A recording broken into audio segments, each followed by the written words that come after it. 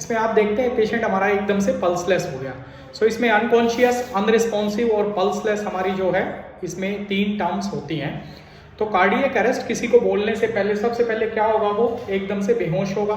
Unresponsive, आपकी जो oral commands हैं उनको रिस्पॉन्ड नहीं करेगा।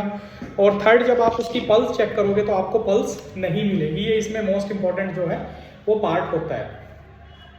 सेकंड, सडन कार्डियक अरेस्ट की जो इंपॉर्टेंस है वो क्यों इसलिए ज़्यादा दी गई है, क्योंकि सडन कार्डियक अरेस्ट किसी को कहीं पर भी हो सकता है। ये 2 तरह का होता है, एक होता है OHCA, एक होता है IHCA। OHCA का मतलब होता है अगर कार्डियक अरेस्ट हॉस्पिटल के बाहर होता है, हॉस्पिटल के बाहर, लेटस से किसी को प्लेग्राउंड में हो जाता है या बस में हो जाता है, ट्रेन में हो जाता है, तो उसको हम बोलेंगे OHCA, outside hospital cardiac arrest. अगर वो इनसाइड हॉस्पिटल होता है, सपोज करो पेशेंट ट्रीटमेंट के लिए कहीं पे आया है या फिर पेशेंट एग्जामिनेशन के लिए कहीं पे आया है, तो या फिर किसी ट्रीटमेंट के लिए एडमिट है हॉस्पिटल में, तो उसको हम बोलते हैं IHCA।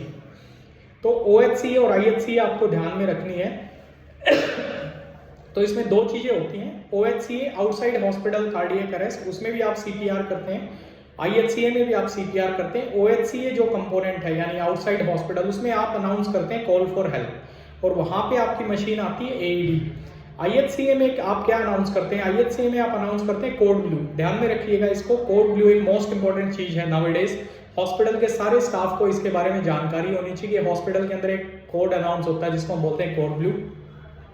और इस कोड ब्लू में क्या होता है, इस कोड ब्लू में हमें पता चलता है कि पेशेंट हमारा कैसे एकदम से अरेस्ट हो गया और पेशेंट, हमें तुरंत पहुंच के पेशेंट के पास क्या करना पड़ता है, पेशेंट के पास तुरंत हमें जाके वहाँ पे CPR स्टार्ट करना पड़ता है, जो मोस्ट इंपॉर्टेंट पार्ट इसका है। तो ये आपको देखने की इसमें ज़रूरत होती है। तो इसके बाद हमारा नेक्स्ट इंपॉर्टेंट चीज़ क्या होती है, अगर किसी को कार्डियक अरेस्ट हो गया तो आप नेक्स्ट क्या करेंगे। यस, आपको नेक्स्ट चीज़ देखने की ज़रूरत है। जैसे ही किसी को कार्डियक अरेस्ट हो गया तो आप तुरंत क्या करेंगे। आप कार्डियक अरेस्ट का कैसे पता चला, अनकॉन्शियस, अनरिस्पॉन्सिव, पल्सलेस, 3 चीज़ों से हमें पता चल जाता है कि पेशेंट को क्या हो गया है, कार्डियक अरेस्ट हो गया है, तुरंत हमें पता चल जाता है। सेकंड, हमें क्या करना है, तुरंत अब हमें देखना है हार्ट अटैक और कार्डियक अरेस्ट में क्या होता है। हार्ट अटैक में क्या होता है, पेशेंट आपके पास चल के आता है OPD में, चेस्ट पेन बताता है, सांस लेने में दिक्कत बताता है, कई चीज़ें वो ऐसी एक्सप्लेन करता है। लेकिन कार्डियक अरेस्ट में ऐसा नहीं होता है। कार्डियक अरेस्ट में क्या होता है, कार्डियक अरेस्ट में पेशेंट एकदम से क्या होता है, बेहोश हो जाता है। कोई चेस्ट पेन नहीं होता उसको, सडनली वो एकदम से अनरिस्पॉन्सिव हो जाता है। उस कंडीशन को हम बोलते हैं कार्डियक अरेस्ट। तो अब इसमें मोस्ट इंपॉर्टेंट चीज़ आपको देखने की जो है कि तुरंत अगर आपको पता चला हॉस्पिटल में किसी भी स्टाफ को अंदर के पता चला कि एकदम से पेशेंट अरेस्ट हो गया, तो आपको क्या करना है, तो इमीडिएटली आपको हॉस्पिटल के अंदर कोड ब्लू अनाउंस करना है। अब ये स्लाइड ध्यान से देखिएगा आप, अगर किसी को कार्डियक अरेस्ट होता है, सपोज करो जिस हॉस्पिटल में आप काम कर रहे हो उस हॉस्पिटल से 1 किलोमीटर की दूरी पर किसी को कार्डियक अरेस्ट हो जाता है, तो आप ध्यान से देखिए, अगर आप 1 मिनट के अंदर CPR देते हैं, 1 मिनट के अंदर अगर आप CPR देते हैं और डिफिब्रिलेट करते हैं, तो चांसेस ऑफ सर्वाइवल आप यहाँ पे देख सकते हैं 90% होते हैं। कितने होते हैं, 90%। अगर आप 2 मिनट के अंदर एकदम से CPR देते हैं या फिर उसको डिफिब्रिलेट करते हैं, तो चांसेस ऑफ सर्वाइवल जो है वो है 80%। अब आप देखिए जैसे जैसे 1 मिनट बढ़ रही है, ध्यान से देखिए, 1 पे 90, 2 पे 80, 4 पे 60, 7 पे 30 और 9 पे 10%। अगर आप देखिए किसी को कार्डियक अरेस्ट हो गया, वेदर वो हॉस्पिटल के अंदर है या आउटसाइड हॉस्पिटल है, और पेशेंट हमारा एकदम से क्या हो जाता है, अरेस्ट हो जाता है, और हम ना तो उसको CPR स्टार्ट करते हैं और ना हम उसको क्या करते हैं, ना ही हम उसको शॉक देते हैं, तो क्या होता है, इमीडिएटली पेशेंट एकदम से क्या होता है, उसके चांसेस ऑफ सर्वाइवल 0% हो जाते हैं अगर 10 मिनट तक हम उसे छोड़ते हैं। अगर आप किसी भी पेशेंट को या विक्टिम को 10 मिनट तक कार्डियक अरेस्ट में CPR नहीं देते या फिर उसको डिफिब्रिलेट नहीं करते, अगर शॉकेबल रिदम है, तो वो पेशेंट के चांसेस ऑफ सर्वाइवल 0% है। ऐसा ही इंडिया के अंदर हो रहा है कि हॉस्पिटल में कई बार क्या स्टाफ ट्रेन नहीं होता, पेशेंट अनकॉन्शियस, अनरिस्पॉन्सिव हो गया, डॉक्टर्स को ढूंढते हैं, बुलाने के लिए बुलाया जाता है, या फिर कहीं अवेलेबल हॉस्पिटल के अंदर है तो समय लग जाता है 2 मिनट, 3 मिनट, 4 मिनट, तो जो डिले होता है CPR स्टार्ट करने में वो मोस्ट इंपॉर्टेंट है। सेकंड, अगर आउटसाइड हॉस्पिटल है तो ऑन साइड, मतलब जहाँ पे विक्टिम को कार्डियक अरेस्ट हुआ वहाँ पे CPR मिलता ही नहीं है। इंडिया में कंसेप्ट है सिर्फ एम्बुलेंस में पेशेंट को आप डालो और हॉस्पिटल के अंदर शिफ्ट करो। ऑन साइड या ऑन व्हील CPR का कंसेप्ट नहीं है, जो आज धीरे धीरे आजकल बढ़ रहा है, जिससे हम किसी की जान को बचा सकते हैं और चांसेस ऑफ सर्वाइवल को हम बेटर कर सकते हैं। तो ये चीज़ हमें ध्यान में रखने की आवश्यकता है, ये आप यहाँ पे देख सकते हैं। तो इसीलिए हॉस्पिटल के हर स्टाफ को CPR आना चाहिए, चाहे वो MRD में काम करता है, चाहे वो लैब में काम करता है, चाहे वो CT स्कैन मशीन के अंदर काम करता है। सपोज करो आपके हॉस्पिटल के अंदर CT स्कैन मशीन है, किसी पेशेंट को शिफ्ट कर दिया हमने और सडनली वो उसको कार्डियक अरेस्ट हो गया, तो जब तक डॉक्टर वहाँ पे पहुँचेंगे 2, 3, 4, 5 हो सकता है 10 मिनट भी लग जाए टीम को पहुँचने में, तो उसी दौरान एटलीस्ट आप इमीडिएटली CPR स्टार्ट कर सकें। वो चीज़ सबसे ज़्यादा मोस्ट इम्पोर्टेंट इसमें है, जो आपको एकदम से परफॉर्म करने की ज़रूरत हमें पड़ती है, जिस चीज़ को हमें ध्यान में रखना है। हेलो, पौने घंटे बाद, ठीक। तो इसीलिए हम इमीडिएटली CPR जो ट्रेनिंग है वो हर स्टाफ को हॉस्पिटल में देनी, इरिस्पेक्टिव ऑफ द डिपार्टमेंट। कि जरूरी नहीं हो मेडिकल ऑफिसर है, नर्सिंग स्टाफ उसी को आनी चाहिए, सभी को आनी चाहिए। अब ये गोल्डन पीरियड आप देख, अब जैसे ही कोई पेशेंट अनरिस्पॉन्सिव होता है, सबसे पहले आप उसको अलर्ट चेक करेंगे, वो बात कर रहा है नहीं कर रहा, रिस्पॉन्स चेक करेंगे, थर्ड थिंग आप चेक करेंगे पल्स। अगर ये तीनों चीज़ें नहीं है तो पेशेंट को हम बोल देंगे कार्डियक अरेस्ट। अब ये नेक्स्ट स्लाइड इंपॉर्टेंट, ये पार्ट ऑफ ACLS है।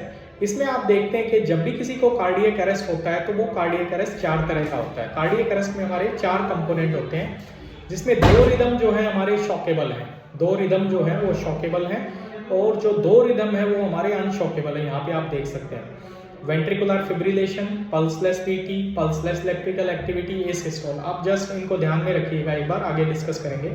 तो एसिस्टोल का मतलब होता है फ्लैट लाइन, कि ECG आपने कनेक्ट किया, कुछ भी रिदम नहीं आ रहा, फ्लैट लाइन है, तो ये भी कार्डियक अरेस्ट का टाइप है। एक में आपने कनेक्ट किया ECG और हार्ट रेट आ रही है 200, 300 आ रही है, ये भी कार्डियक अरेस्ट का टाइप है।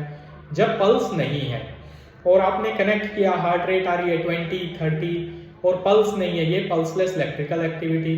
हार्ट रेट कभी 150, कभी 200, कभी 300 फ्लक्चुएट हो रही है, इरेगुलर रिदम है हाईली, तो उसको हम बोलेंगे वेंट्रिकुलर फिब्रिलेशन। तो इसमें 2 कंडीशन में हम पेशेंट को शॉक देंगे, 2 कंडीशन में हम शॉक नहीं देंगे। तो अब जो शॉक देंगे हम उसको हम बोलेंगे शॉकेबल रिदम, जैसे ये आप यहाँ देख सकते हैं, यहाँ पे हाइपर एक्टिविटी है। और जहाँ पे शॉक नहीं देंगे उसको हम बोलेंगे नॉन शॉकेबल रिदम, जो मोस्ट इंपॉर्टेंट पार्ट इसका है। अब हम देखिए, ध्यान से आप देखिएगा कि जैसे ही आप पेशेंट को CPR देते हैं तो आपको जो है कार्डियक अरेस्ट में 4 कंडीशन है, उस 4 में से हमें एक पेशेंट को कंडीशन मिलेगी जब भी हम पेशेंट को CPR देंगे। हेलो, हाँ सर, उसी रूम में आ जाओ जो उस दिन एक पर आए थे ना। तो उसके साइड में ही मेरी OPD का वो लगा हुआ है, वहाँ आ जाओ, आ जाओ।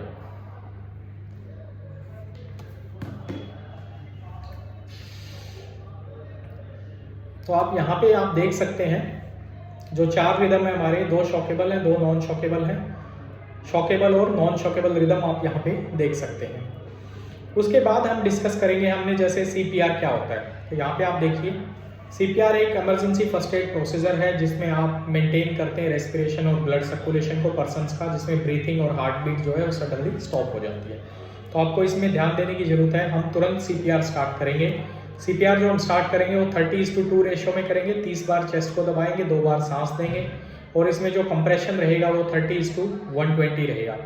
100-120 मतलब 1 मिनट में हम कम से कम पेशेंट की चेस्ट को कितनी बार दबाएंगे, 100-120 बार हम पेशेंट की चेस्ट को दबाएंगे, आप यहाँ पे देख सकते हैं।